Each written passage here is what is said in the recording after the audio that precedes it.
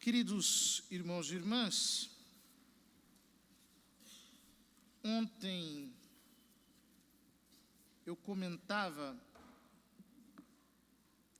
sobre o quanto a obediência é fonte de bênçãos e o quanto a desobediência nos torna vulneráveis para maldições, para tudo aquilo que é consequência dos nossos próprios atos, das nossas próprias más escolhas.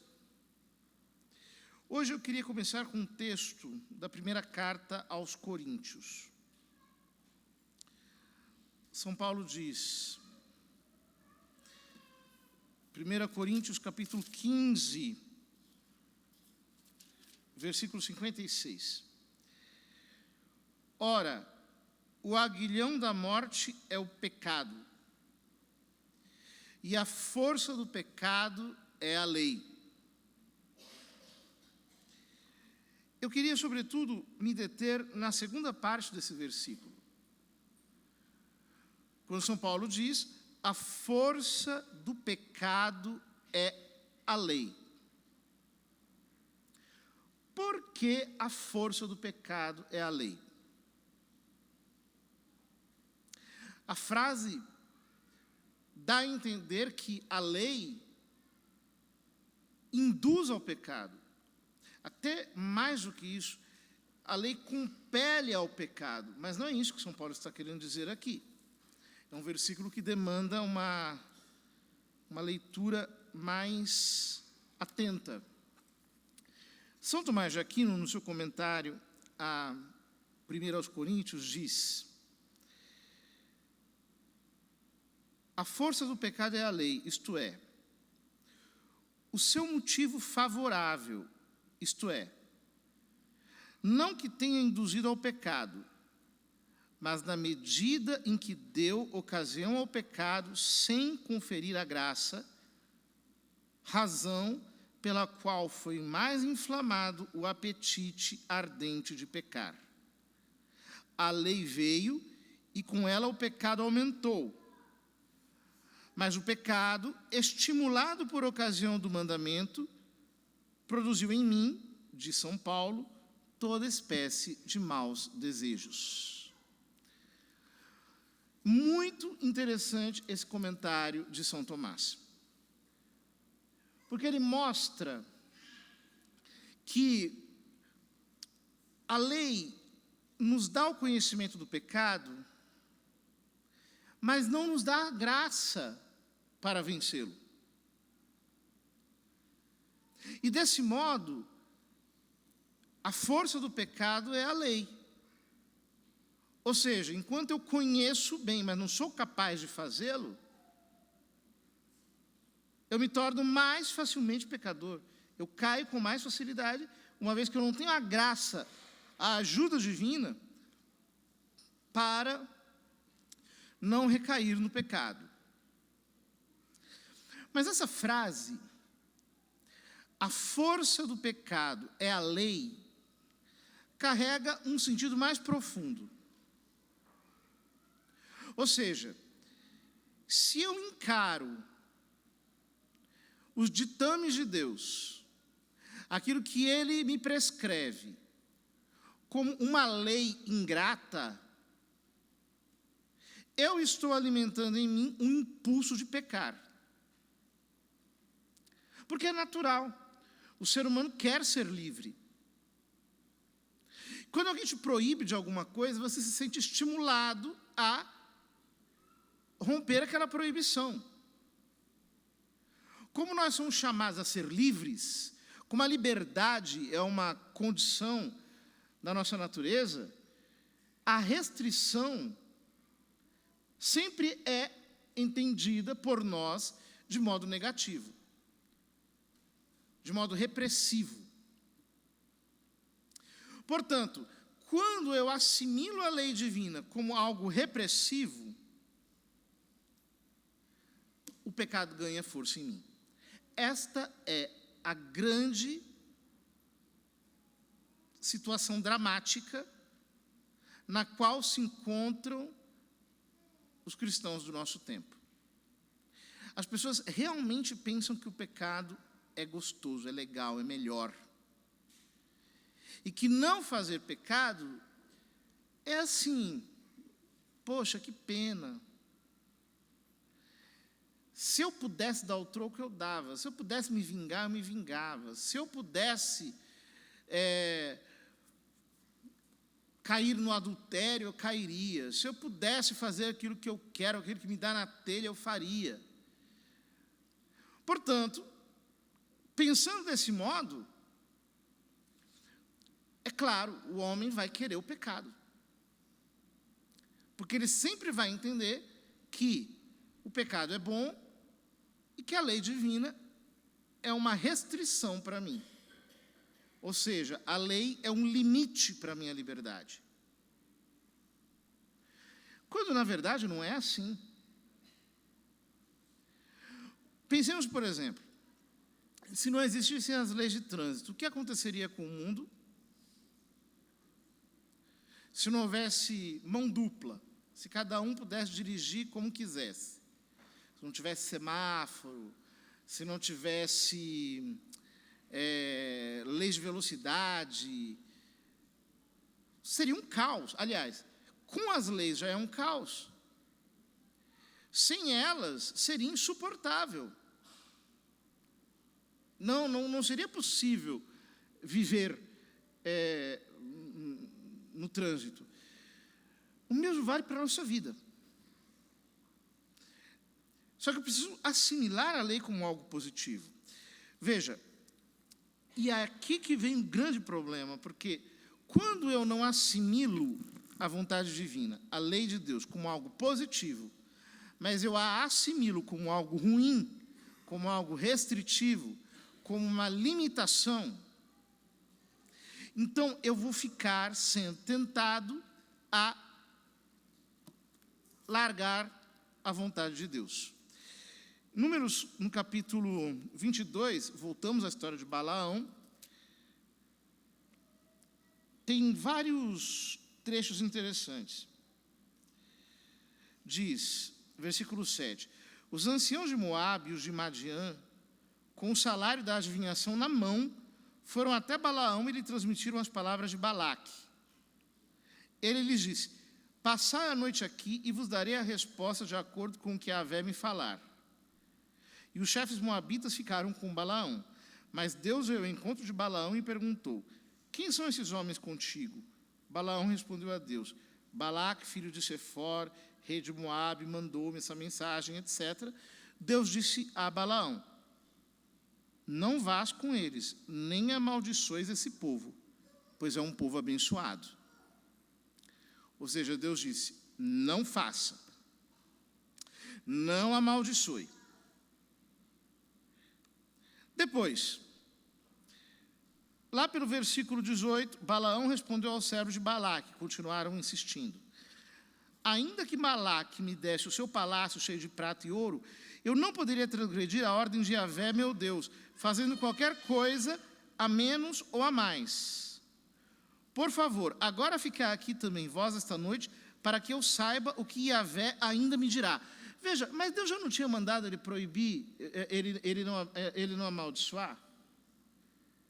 Deus já tinha dito para ele não amaldiçoar. Mas é o seguinte, quando a pessoa quer fazer a sua vontade, ela quer desobedecer, ela quer se impor, ela está fixada, ela está vidrada, ela está completamente convencida da sua vontade, o que acontece? Eu vou orar. É engraçado, né? Às vezes Deus dá uma palavra clara. A pessoa, não, mas será que é mesmo? Vou orar mais um pouco para ver se Deus diz aquilo que eu quero escutar. Parece católico, né? Vai confessar, o padre dá uma bronca, vai no outro. Até escutar aquilo que ele quer escutar, para fazer o que ele queria fazer. É assim. O que acontece? Versículo 20. Durante a noite, Deus veio a Balaão e lhe disse, já que esses homens vieram para te chamar, levanta-te e vai com eles. Entretanto, farás só o que eu disser. Deus já tinha proibido Balaão de ir. Por que agora Deus parece que muda de ideia? Vamos seguir. Na manhã seguinte, Balaão levantou-se, encilhou a mula e partiu com os chefes moabitas. A ira de Deus inflamou-se pelo fato de Balaão ter partido. E enquanto ele ia, montado na mula, acompanhado de 2 criados, o anjo de Yahvé prostrou-se no caminho como adversário. A mula viu o anjo de Yahvé parado no caminho, com a espada desembainhada na mão, desviou-se do caminho e começou a andar pelo campo. Balaão se pôs a bater na mula para reconduzi-la ao caminho. Então o anjo postou-se numa trilha entre as vinhas, ladeado de ambos os lados por um muro. A mula viu o anjo de Yahvé, encostou-se contra o muro de um lado e comprimiu a perna de Balaão, que tornou a bater nela. O anjo de Yahvé passou novamente à frente e postou-se num lugar bem estreito, que não permitia desvio nem pela direita nem pela esquerda.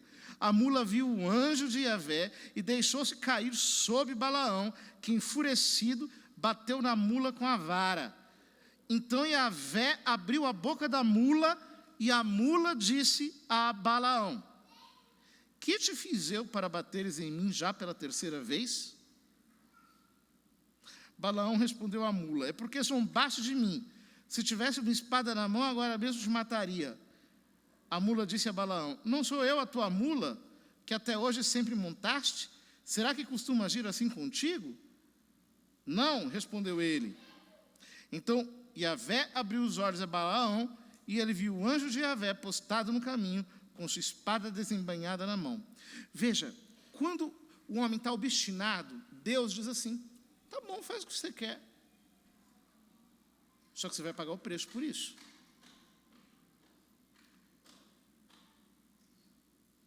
É toda vez que o homem escolhe o caminho do mal, da iniquidade, ele está chamando Deus para uma guerra.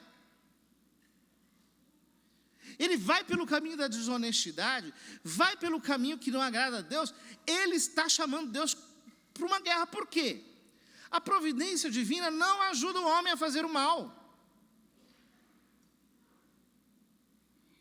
Portanto, quando você faz a sua vontade e as coisas vão andando, você pensa: nossa, que maravilha. Logo ali, o anjo de Yahvé está te esperando. Só que você está tão cego que até uma mula vê o anjo e você não vê. Até uma mula sabe o que é certo, e você, que é mais burro que uma mula, não consegue enxergar porque está cego pela tua vontade própria. Quando o homem se obstina, Deus recua. E então o homem tem que arcar com as consequências dos seus atos. É sempre desta maneira. Em Números, no capítulo 11, o povo se revolta contra Deus. E diz: quem nos dará carne a comer? Deus mandava pão do céu todo dia. Lembramos-nos dos peixes que no Egito comíamos de graça, dos pepinos, dos melões, das cebolas e dos alhos. Agora a nossa garganta se resseca, nossos olhos nada veem senão o maná. O que acontece? Deus manda carne. O povo não quer carne?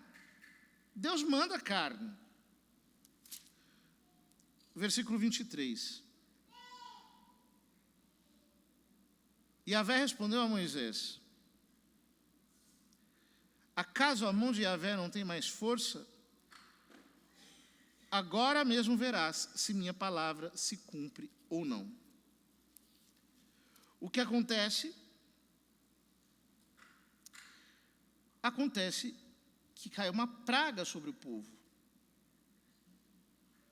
Uma grande praga. O povo não tem mais o que fazer. Até que Deus faz cessar a praga no meio do povo. Diz: o povo levantou-se aquele dia, a noite inteira, e todo o dia seguinte recolhendo codornizes. Quem menos juntou, recolheu 10 montões. Estenderam-nas ao redor do acampamento. Estavam ainda com a carne entre os dentes, e não tinham terminado de mastigar, quando se inflamou a ira de Yahvé, e feriu o povo com um grande flagelo. Aquele lugar passou a se chamar Sibrot Hataava, porque ali foi sepultado o povo dominado pela gula. Deus havia dito: olha, vocês vão comer carne, até a carne sair pelo nariz de vocês. Até vocês vomitarem carne pelo nariz. Não é carne que vocês querem, carne vocês terão. E junto com a carne veio a morte. Às vezes Deus faz isso na história. O povo quer carne. Ah, vocês querem carne mesmo? Querem seguir a carne? Estão a fim de carne? Manda o pecado. Vem a carne. O homem se cega, começa a fazer tudo aquilo que desagrada a Deus. Depois, flagelo. Porque é o que o homem quer. É o que o homem quer. Ou seja, quer fazer a sua vontade? Tudo bem, você vai ter que pagar o preço disso. É o que aconteceu com o povo de Israel. Nós vemos em 1 Samuel, capítulo 8. O povo pede a Deus um rei. O povo pede a Samuel um rei.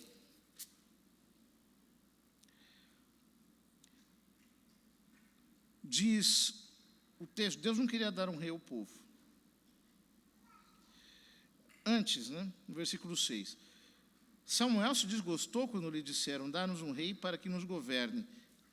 E rezou a Yahvé. E Yahvé disse a Samuel: ouve a voz do povo, tudo que eles te dizem, porque não é a ti que eles rejeitam, mas a mim, para que eu não reine mais sobre eles. Fazem o que sempre fizeram, desde o dia em que os tirei do Egito até hoje. Assim como me abandonaram e serviram a outros deuses, assim procedem contigo. Agora atende a sua voz, mas adverte-os seriamente, dando-lhes a conhecer os direitos do rei que reinará sobre eles. Então, Samuel diz: olha, vocês vão ter que trabalhar para esse rei aí. Ele vai tomar vossos filhos como escravos, usará vocês para serem chefes de 1000, de 50, etc. Tomará as vossas filhas para serem perfumistas, cozinheiras, padeiras. Tomará os vossos melhores campos, cobrará o dízimo das vossas colheitas, tomará vossos escravos. Naquele dia reclamareis do rei que vós mesmos escolhestes, mas Yahvé não vos ouvirá naquele dia. Versículo 19. O povo, porém, recusou-se a ouvir a voz de Samuel. Não, disseram: deve haver um rei sobre nós. Assim seremos como todas as outras nações. Nosso rei nos julgará, marchará à nossa frente e combaterá por nós em todas as guerras. O que aconteceu? Veio Saul. E Saul foi um flagelo para o povo de Israel. Ah, nós queremos ser como todas as outras nações, Você já deve ter ouvido essa história aí na sua casa. Ah, mas o filho dos outros, não sei o quê, não sei o quê, não sei o quê. Ah, mas a mãe de fulano deixa ele fazer isso, isso, isso, isso e aquilo. Ah, mas o pai de fulano faz assim, assim, assim, assim. Aí você diz o quê? Mas você não é o filho de fulano. Eu não sou a fulana.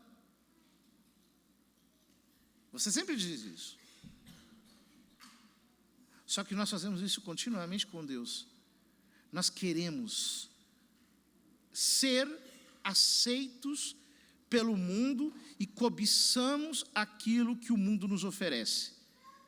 Por isso ficamos flertando com o pecado. Ai, que droga ser católico. Poxa vida, eu não posso nem ir naquele lugar que não sei o que, não sei o que lá. Eu queria tanto pular carnaval, e lá, e não posso. E não posso fazer aquela outra coisa, porque a igreja proíbe. Ah, mas eu não posso, no domingo, passar o dia no clube, tem que ir à missa, obrigatoriamente. Na sexta-feira eu não posso comer aquela carne sangrando, boi mugindo no prato, porque a igreja proíbe, não sei o quê. É assim. As pessoas querem o que todo mundo faz, mas elas estão chamando sobre si o quê? As mesmas penas que os outros carregam. O fulano vai para o inferno, você quer ir também? Ah, não, eu não quero, eu quero ir para o céu. Ah, tá, entendi. Então você está querendo dar um jeitinho, não tem jeitinho. O que aconteceu com o filho pródigo? Lucas 15. O filho pródigo pediu: pai, dá-me a parte da herança que me cabe. O pai brigou com ele. O pai obrigou: não, você não vai sair de casa. Não. Foi lá, dividiu a herança, deu a parte dele, falou: pode ir, vai com Deus. O que aconteceu com ele? Foi para o fundo da poça, não é nem do poço. Comer comida de porco, quando lhe davam por misericórdia. Quantas vezes eu já vi isso, hein? A pessoa quer, que ela quer, que ela quer, que ela quer, que ela quer. Aí depois tem aquilo que ela pediu. Oh, que coisa ruim. O castigo vem a cavalo. A pessoa tem que amargar ter feito aquela escolha. Era tão mais fácil ter ouvido a voz de Deus, mas não. Quis fazer a sua própria vontade. Cheio de manha, cheio de pirraça, cheio de vontade ruim, perdeu. E não aprende. Muita gente não aprende. Em 2 Coríntios,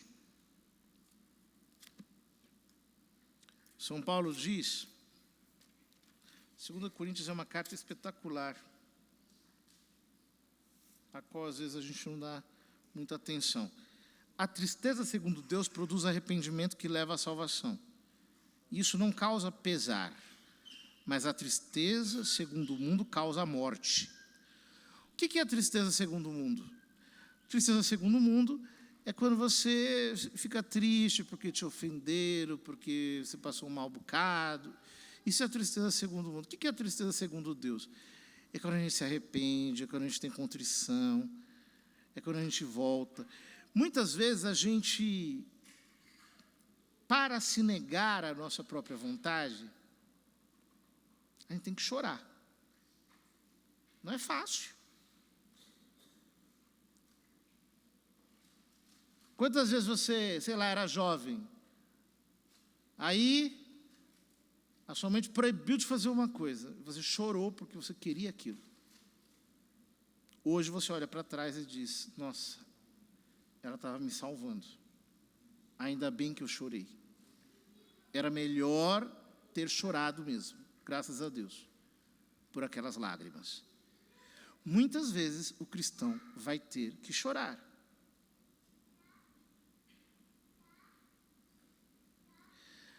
Chegou um homem casado, já não é nem mais um menino, não. A coroa, assim que nem a gente, tiozão. Estou apaixonado por outra mulher. Aí eu disse: desapaixona, ué. Ai, padre, é ruim. Fazer o quê, né? Deixou acontecer. Sua esposa é a mãe dos seus filhos, é a mulher que Deus te deu. Vai lá. Choro. Ai, que não sei o quê. Ai, trouxa. Deixou acontecer aquilo que não devia ter acontecido. Muitas vezes, o cristão, para ser coerente com a fé, vai ter que chorar. Só que é o seguinte: você precisa parar de encarar a palavra de Deus como repressora. E você tem que começar a encarar a palavra de Deus como libertadora, como uma orientação para a sua liberdade. Aquilo que Deus manda é bom. Aquilo que Deus indica é bom. E nós precisamos aprender a ter para com o Senhor essa consideração. Portanto, agora eu vou dar o outro lado. Se a força do pecado é a lei, é eu encarar aquilo que Deus manda como uma lei ingrata. E você tem que fazer esse exame. Será que eu não acho que o pecado é mais gostoso? Será que na minha cabeça o pecado não é uma compensação? Porque não é compensação. Eu tiro pela gente que é gordo. Tem um desgosto, a gente quer comer um doce. Isso é compensação? Não, a gente engorda. É uma falsa compensação. Uma falsa compensação.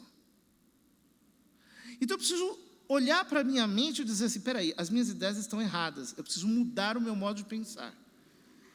Eu não posso enxergar o pecado como algo bom, agradável. Eu tenho que enxergar o pecado como o que ele é, como algo que me desagrega, como algo que me destrói, me retira da comunhão com Deus.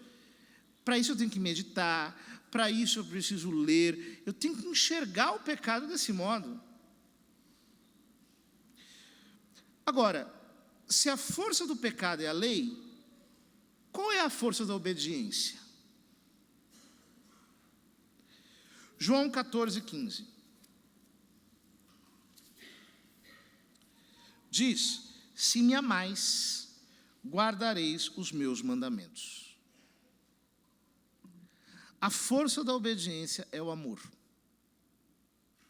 Eu tenho que amar o Senhor. Eu tenho que amar mesmo. Amar com todo o meu coração. Eu tenho que querer o Senhor muito mais do que uma pessoa que está apaixonada. Porque, veja, você se apaixona aí por alguém. Você faz tudo o que a pessoa quer. E se for homem, pior ainda, que vira capacho. Você vê aquele homem marrento dentro de casa que grita, né? Fica brigando com os pais. Aí se apaixona. Aí chega a outra, manda nele, faz dele gato e sapato. Porque ele ama. Está apaixonado. Aí ela fala assim, vem me buscar do outro lado do mundo. Vai lá, o trouxa, busca. Eu queria tanto aquele negócio, e fica na cabeça. Ela quer aquilo, ela quer aquilo. Aí vai lá, tal, e dá até que ele dá aquilo para fulano. Pois é, o amor é isso. Quando você ama, você faz a vontade daquele a quem você ama. É assim que funciona também com Deus.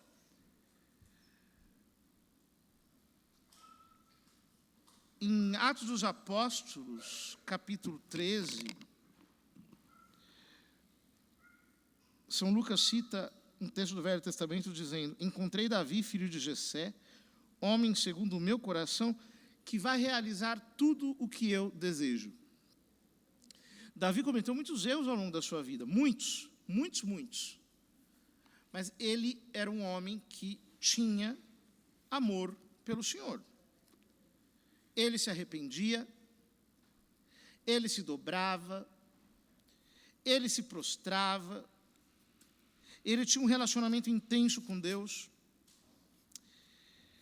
E um dos salmos mais lindos da Escritura, que é o maior capítulo da Bíblia, é o Salmo 119, que é uma espécie de louvor à lei de Deus. Ele diz, sinto prazer nos teus mandamentos, os quais eu amo tanto. Vejam que linda essa expressão. Sinto prazer nos teus mandamentos. Versículo 25. Minha alma está grudada ao pó. Versículo 24. Teus ensinamentos são meu prazer, e meu conselho são teus justos julgamentos. Quer dizer, quando um homem ama a Deus, ele leva Deus a sério. Versículo 16. Eu me alegrarei com os teus justos decretos, sem esquecer-me da tua palavra. Ele medita, ele pensa, ele contempla a sabedoria de Deus por detrás de cada palavra, cada orientação da Escritura. Guia-me pela trilha dos teus mandamentos, pois nela tenho prazer. O Salmo 40 diz algo parecido. Fazer a tua vontade, meu Deus, eu quero. A tua lei está no fundo do meu coração. Veja que coisa linda. Quando o amor a Deus preside a nossa alma. A primeira leitura de hoje fala isso, né? Quando São Paulo diz: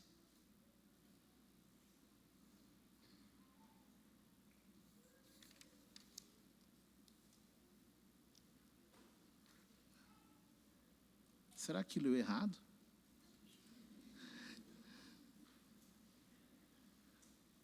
Deixa para lá. Mas o amor é o cumprimento perfeito da lei. O amor é o cumprimento perfeito da lei. Quando nós amamos a Deus, nós temos consideração. Essa é a primeira força da obediência, é o amor. Eu penso, não, aquilo desagrada ao Senhor, eu não vou fazer. Eu sou um filho que tem consideração pelo Senhor. Ah, mas aquilo, poxa, não é edificante, coloca em risco a minha fé, a minha pureza. Então eu não quero saber, eu não quero ouvir, eu não quero escutar, eu não quero, porque isso vai trazer um peso ao coração do meu Pai. O amor nos faz ser obedientes, mas também o temor de Deus. É muito importante falar do dom do santo temor de Deus, porque hoje em dia parece que não existe mais temor, né? Aboliram o temor de Deus, porque, nossa, Deus é só amor, então como Deus é só amor, então não precisa mais temer a Deus, nada mais antibíblico. Provérbios 16:6. Pela misericórdia e a verdade, expia-se a culpa. Pelo temor de Yahvé, evita-se o mal. Pelo temor de Yahvé, evita-se o mal. 2 Coríntios 7:1. Em posse dessas promessas, caríssimos, purifiquemo-nos de toda a mancha da carne e do espírito, completando a nossa santificação no temor de Deus. Filipenses 2,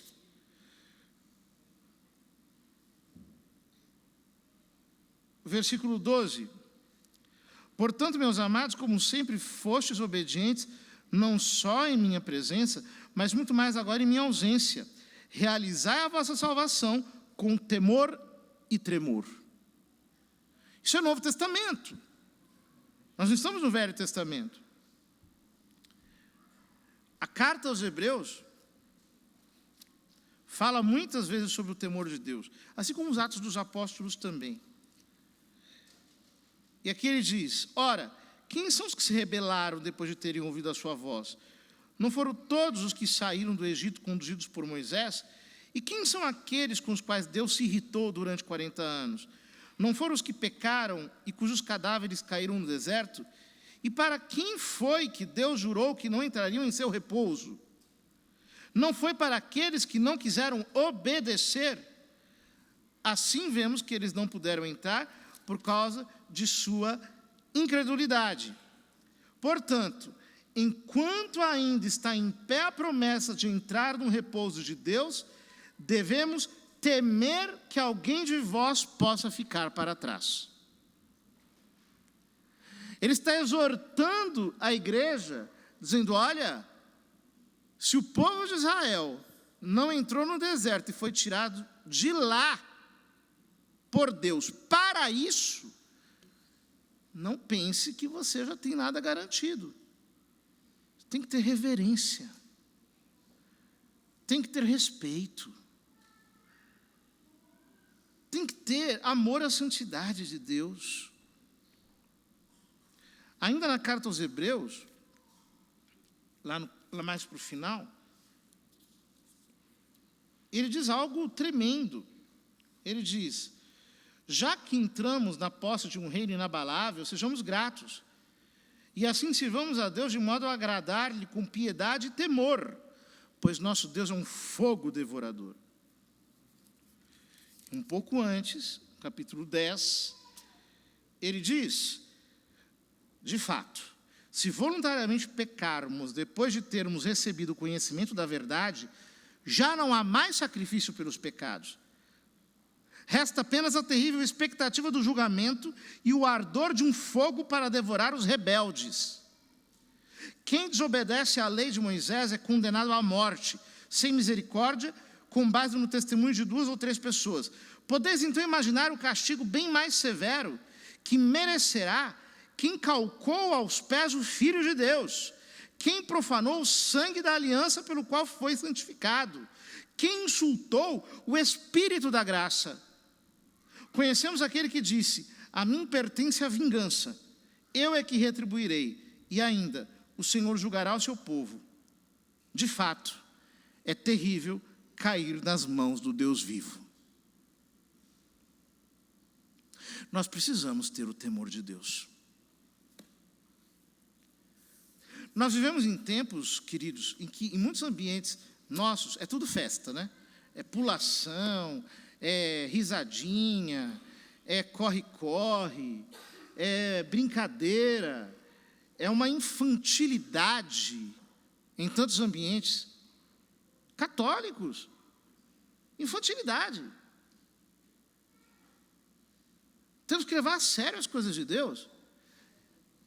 Eu preciso muitas vezes olhar para mim e dizer: peraí, eu estou recaindo sempre, eu estou lutando seriamente ou não? O que eu estou fazendo com a minha alma? Sabe, às vezes as pessoas, veja bem, para pecar, o diabo tira todo o medo da pessoa. A pessoa sai no meio da noite escura. Imagina uma cidade perigosa que nem essa nossa que a gente vive, São Paulo, Osasco, com o risco de ser sequestrado, com o risco de ser assaltado, com o risco de tomar uma bala em algum lugar. A pessoa sai, como se ela fosse a Chapeuzinho Vermelho. Pela estrada fora eu vou bem sozinha. Para pecar. Se for para ir para mim, não está chovendo, eu não vou. Está tão frio. Nossa, hoje não deu, não vou conseguir. Para Deus nada pode, né? Mas para o diabo, vai correndo, enfrenta perigo, enfrenta todo tipo de coisa. Quantas vezes a gente tem que falar para a pessoa: peraí, fulano, você está faltando um pouquinho de medo aí, né? Seja mais realista. Existe bandido, existe doença, existe gente mal intencionada,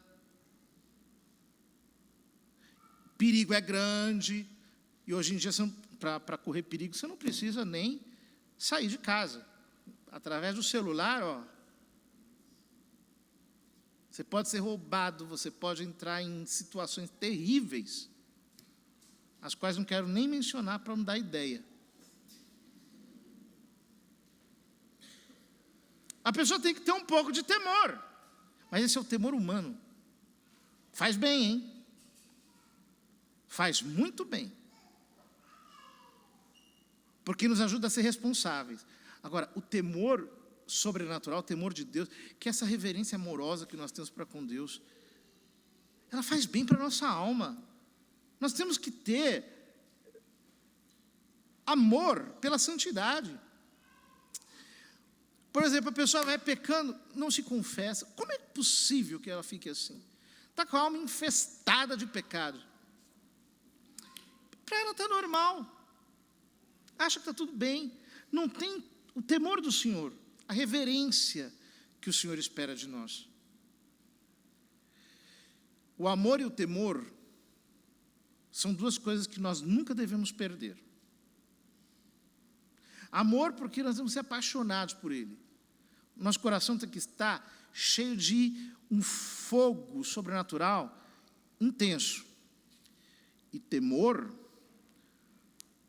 porque Ele continua sendo Deus, Ele não é o teu coleguinha. Não brinca com Ele. Ele é Deus. Ah, mas Jesus é misericórdia. Ele vai julgar os vivos e os mortos. Não brinca com isso. O sacrifício da cruz é muito sério. Não pise o sangue da aliança. Não ofenda o Espírito da graça.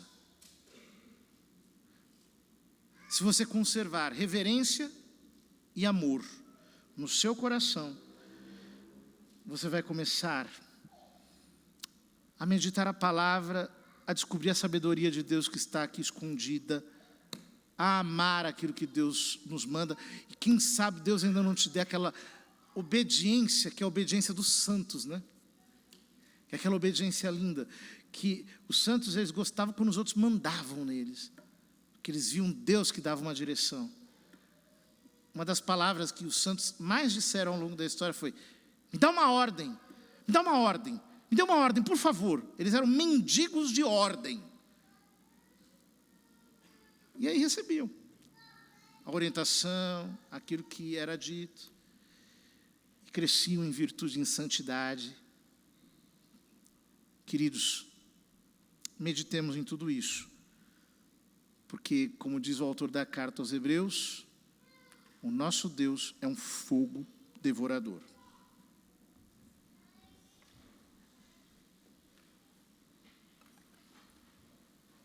Agora,